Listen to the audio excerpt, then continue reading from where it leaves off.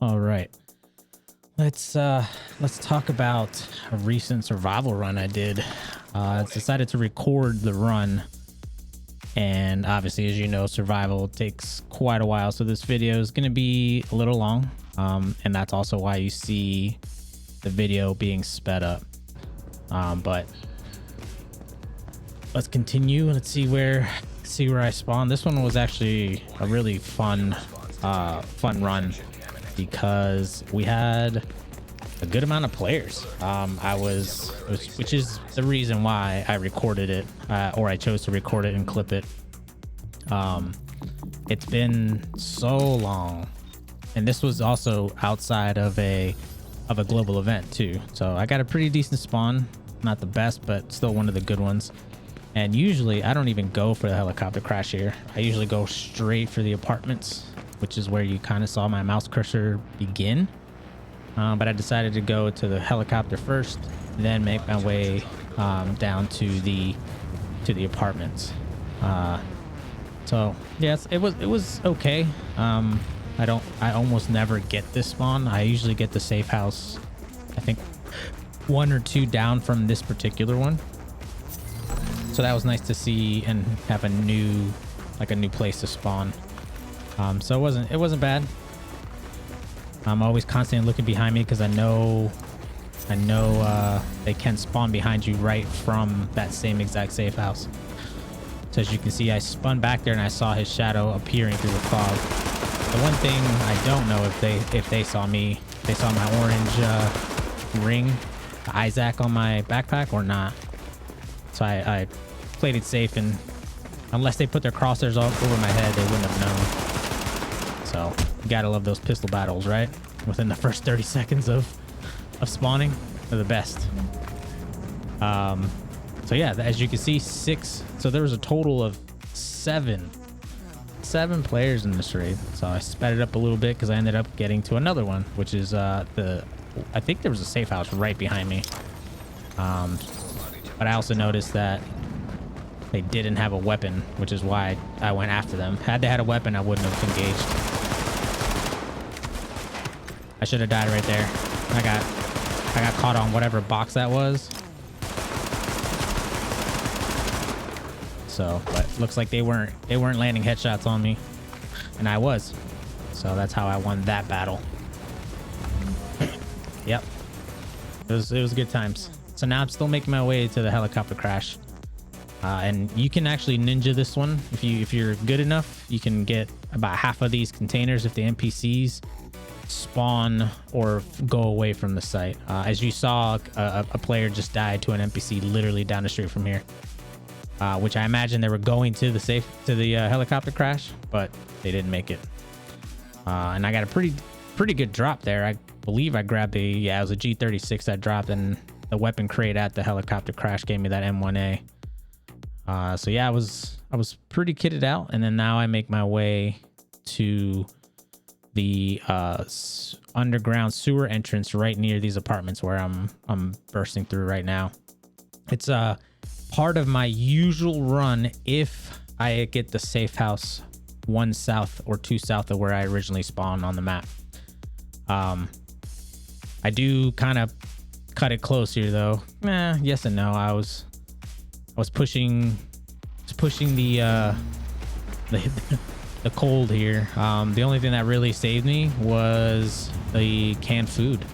If you take canned food before you freeze, during the duration of you quote unquote freezing, that canned food counteracts your health going down, right? So if you notice, like, it's taking a lot longer than it normally would.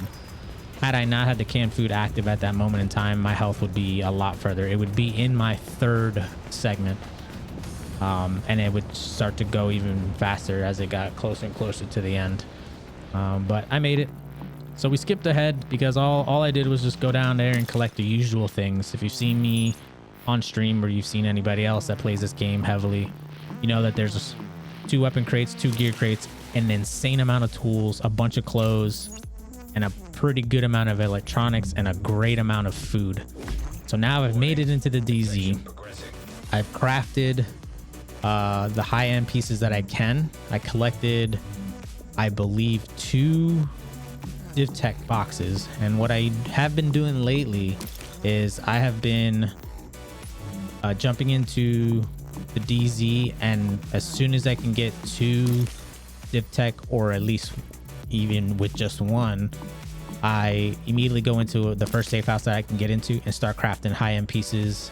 Usually by that point in time in a run, I have plenty of tools, I have plenty of electronics, I have plenty of fabric, blue ones from, you know, the LZ, and deconstructing gear as I go.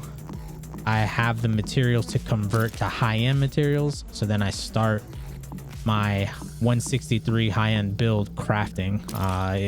And I usually end up going with an AR and an LMG, and I choose the ACR personally, because I don't like to have focused as the fixed talent on the G36. The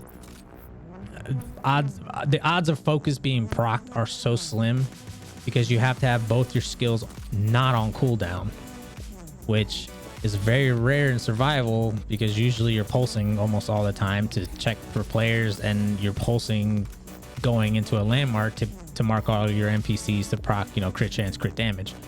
So your skills are on cooldown most of the time, so you never have focus, so it's a waste of a talent. Whereas with the ACR, you get 3 random talents, and yes, you can get focused in those 3, but the RNG and the math associated with getting focused to drop on an ACR is very slim to none when you compare it to a G36, which is a guaranteed roll because it's a fixed talent, to the G36. And just heard my I just heard me clear my throat. I didn't realize my shadow play. I didn't realize the mic actually picked up my my voice there, because the mic, when I was playing, this was off stream, when I was playing this, was elevated above my head, so I was just playing on my own. Struggled with that guy. I don't know what was happening there. And the way I play is when I'm engaging NPCs, especially the reds, I almost never use my primaries. I like to conserve ammo, because the crates that you get at landmarks they're supposed to give you ammo for the weapons you're using, but I've noticed lately that regardless of which one I have equipped, so the one I'm holding when I open the crate, it doesn't give me ammo for it. So let's say I have my AR on my hand and then I open the crate, it won't give me AR ammo, it'll give me like the LMG. And then if I have the LMG, it won't give me AR and it'll give me LMG. It's really, it's been doing it lately, not all the time, just lately, which is kind of frustrating, to be honest with you, because, you know, you normally go in, you know what you need to do at those weapon boxes or the loot crates at each landmark in the DZ. Well, actually both, it doesn't really matter, DZ or LZ, and it doesn't do it. It hasn't been doing it lately, so it's a little frustrating. So this is the usual run I do if I come in on the west side. If I enter on the east side, it's the same run, just mirrored. So I go south because there's just a higher concentration of div tech down there than there is up north. So I just go this route. It makes it faster to get the div tech and the other materials. The one thing I will say you don't get a lot of on this run, in this direction, I should say, you don't really get a lot of like fabric. I don't pick up a lot of fabric. The only way I really get the fabric out of this particular southern DZ run is the dropping of like purple gear items or the material drops from NPCs as they die, because usually those drops are blue. So, and it's just a, you know, it's one of the, what, 4 to 6 materials that you use in survival or in the game. To include blue div tech, by the way. It's very rare, but it does drop. But you don't get enough of it to convert and use to make blue div tech materials or blue materials. So, but what this run does give you, it does give you a lot of, gives you a lot of tools like a lot of tools. So it makes the high-end weapon mods a lot easier to craft. It's just like almost guaranteed you're going to be able to fully kit out both primaries and potentially even your pistol if you decide to craft the X45.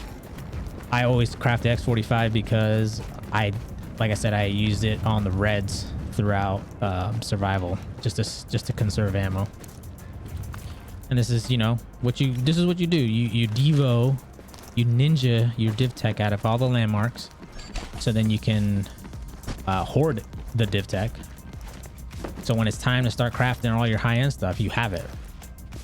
You're not kitted enough to start attacking landmarks right away. You're gonna get wrecked.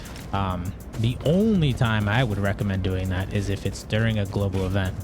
Because during a global event, you have your modifier to help you. It makes life so much easier. That's why I love going back into survival during a global event, because it makes it easier, which means you can clear landmarks sooner and faster, or clear out most of the landmark NPCs, so you don't really give your position away. And now I go from the first extraction area, which is this one, DZ2. And then I make my way south, heading towards, you know, the underground and the Howard's Corner. Then you have the basketball court, which is where I'm heading to right now. That one has the one div tech right near the tree. I've started incorporating this garage and grabbing the materials out of here because there's 2 electronic boxes. There's a toolbox. There's a weapon bag. There's a med bag. And then there's like 2 or 3 water coolers. Oh, there's 2 water coolers. Just to either top off or to collect the materials. This particular run, I didn't go to the top to get the weapon part because I have already crafted my weapons. So I didn't choose it to grab it, nor did I need it. There's also another weapon bag on the opposite side of that area right there. So the entrance on the right, that behind the Humvee, there's a weapon bag as well. Yeah, the RPK, ACR. So I use the RPK from range just to provide, you know, really accurate damage downrange.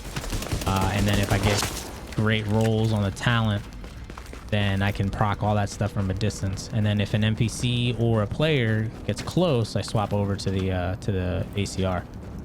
But usually I end up engaging with the RPK because the RPK has that all LMGs in Division 1 have built in a headshot modifier. So if you are accurate and can land your shots on players with an LMG, they go down way faster than any other weapon, unless you're kitted in, got lucky with rolls with like create chance, create damage on like SMGs. Then of course that's going to be your better option. Rate of fire is king in Division 1 and 2. And the RPK is the fastest reload. It's the best all-around LMG. It's got a good magazine, base magazine of 45. It's got a pretty good rate of fire for that 45 round magazine. This is without an extended or without any additional magazines. And the damage is very, very good as well. But of course, if you're not an RPK fan, and also the reload speed, you can't beat it. There's no other LMG other than the L85 or the L86, but the L86 only has 30 rounds in its magazine, which is essentially an AR. Makes it an AR without actually being an AR. And that's why I don't use the L86 unless it's what I have in the LZ and it's one of the first early weapons. Then of course I will use it. By then I already have an extended mag equipped, so I can take those 30 and make it into almost a 50 round LMG, which very good, very, very good damage, but slightly lower RPM in comparison to the RPK. And those are the reasons why I still and will always craft the RPK. If I ever get into a run where I can only craft one high-end weapon, and it will always be the RPK no matter what. And then I just gotta pray for good talent rolls, which will help me clear out NPCs faster, clear out landmarks faster, but also have potential to have PvP talents and stuff. Yeah, right here I'm engaging the reds with the LMG because they're with the purples. It's really the only reason I remember doing it.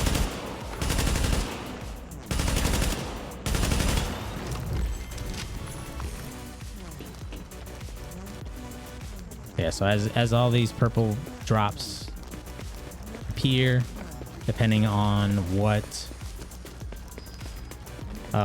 like my loadout or my build situation is, I'll equip them. Especially if I know I need to equip them. Like, let's say I have the high-end holster and the vest are high-end material, high-end quality, but my gloves or my knee pads are blue or even green. I just equip them. I equip the higher quality the moment I see them in the DZ.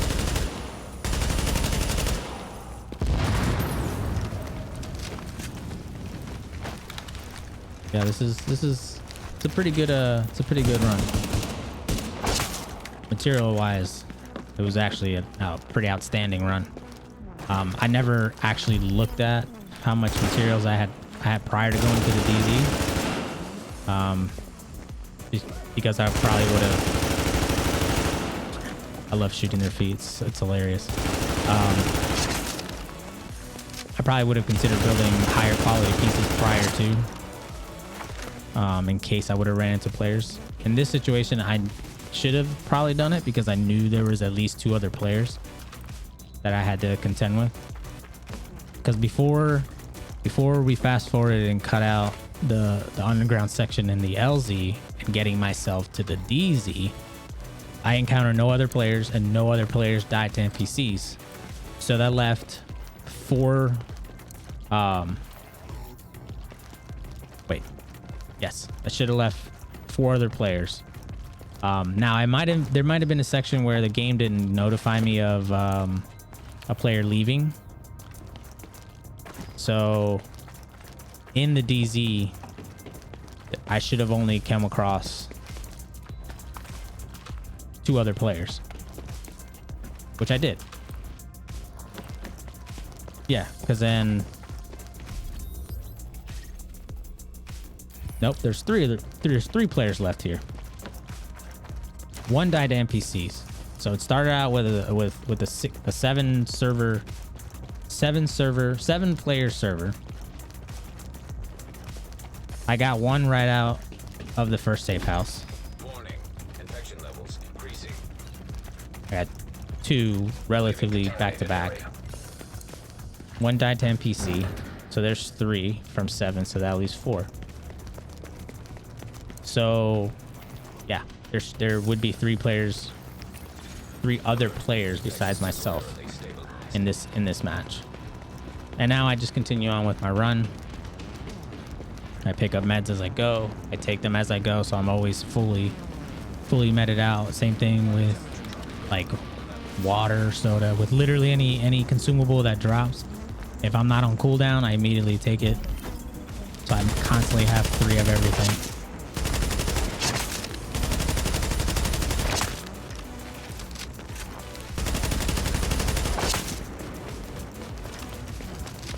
The mods that I do craft for the weapons. I put depending on how I feel, I'll leave the CQBS scope that I make for the LVOA, because that's one of the main primaries I craft in the LZ when I have the opportunity. I put the crit damage muzzle on the ACR, the short, the angle grip for the ACR for the crit damage there, and the extended mag for the ACR. And then for the RPK, I use the flash hider, which increases your accuracy, which makes your reticle shrink faster. I use the hand stop for the underbarrel, which gives you that almost 20 some odd percent reload speed. And for the scope, if I can craft it in the LZ, it's the headshot scope because I don't snipe. But like I mentioned before, the LMGs have that headshot modifier. So it just adds to that. That headshot scope just adds to the modifier. And then for the magazine, I craft the high-end heavy spring because the heavy spring increases the rate of fire on the RPK. And it does give you a small percentage of magazine size too. It's very rare, but it does happen. So yeah, I decided to, towards the end of that segment, I skipped towards the next PvP engagement. Which when I first reviewed this, as I was editing the video, I was looking around, seeing if I ended up pulsing this the next PvP engagement, because for some reason I never saw them coming. Because the way I'm proceeding on like it's nothing, and I turn around, it's like, oh, that's a player, and then it's kind of like, I don't know if they didn't expect me to engage or if they themselves didn't realize it was a player as well. 2 agents remaining. I should have said 3. Unless the game's math at the very beginning was wrong, where it said 6 agents remaining after the first NPC kill, which that would make sense because then that would leave with 2 right now.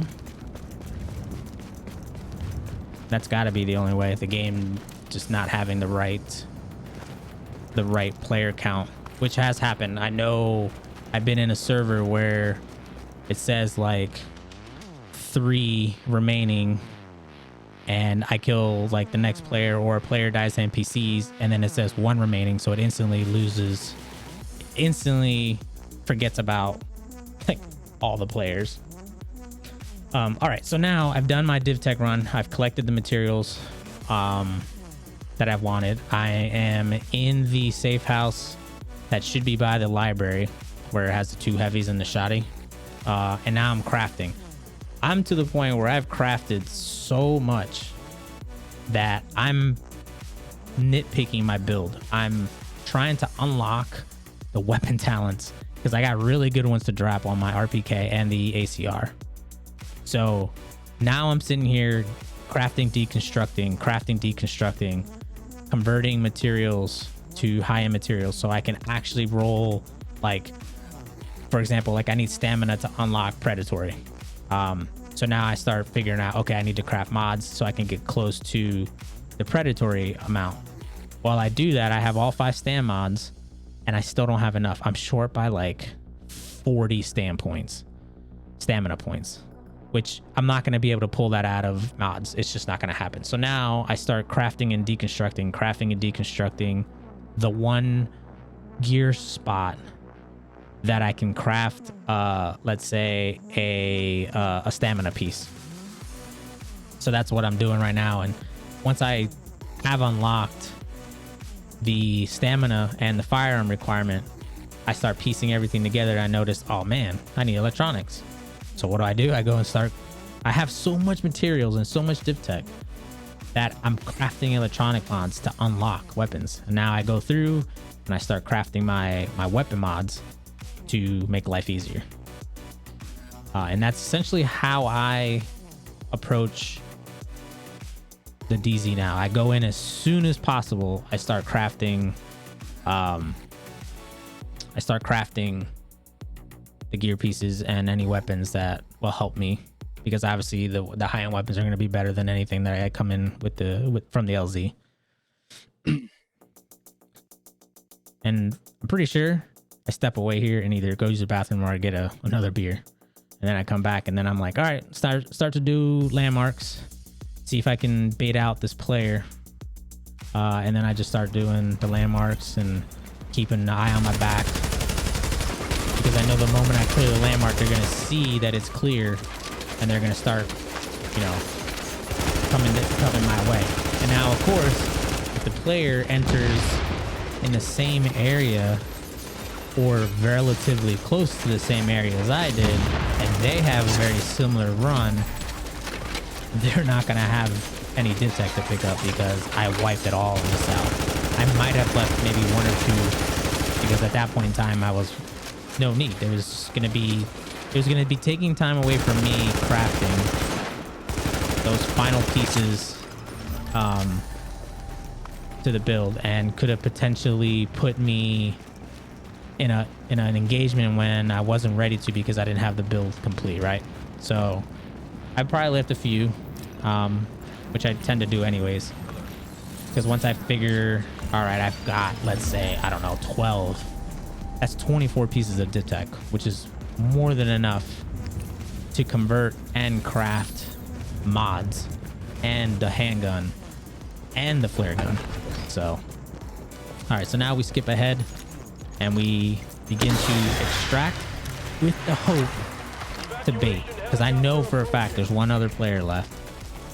I'm done. I don't need anything. Now it's basically clearing out hunters at each extraction and going to look for this final player because I could not find them anywhere. So I pulse, I wait, I do my 3 minutes. I'm now using the med bags that are located throughout the extraction because I didn't pick them up. And if that had been picked up, that would tell me that a player was in this area, and then I would start going to other areas where I know div tech would be. Like I'd go through here, I'd go through this what used to be a landmark, and I'd go into this Haz area, right? So I see that the med bag's there. I'm like, okay, so this player hasn't come through here. But now I'm at a point where my pills are dissolving so quickly that if I get another bag of pills, I take it immediately because it's going to expire or be done with within like 30 seconds, if not shorter. Yeah, I just kind of run around and, you know, keep an eye on if a hunter spawns. If a second hunter spawns, that means that another player has shown up and that's their hunter that's spawning. So now all I do is like look around, I pulse, no hunter. I have no intention of extraction here, by the way. No intention whatsoever. I'm baiting. I'm literally waiting at the helicopter to see if they come out. Because if I see them running up to it, I'm opening fire. So I'm just peeking around. My pulse obviously ended up picking up the NPCs underground in the subway. So the cooldown takes longer for it to come back, so I can't pulse again.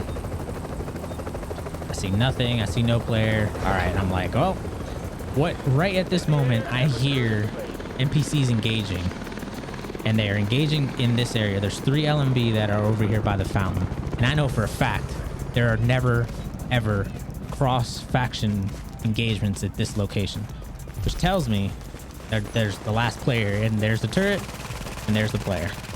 And as you would have guessed, I eliminated the player. That leaves me alone, and I quote-unquote won. So thanks for tuning in. Hope you enjoyed the video. Appreciate it. If you like or dislike, that's great. If you sub, that's great too. Otherwise, stay safe, and we'll see you in the next one.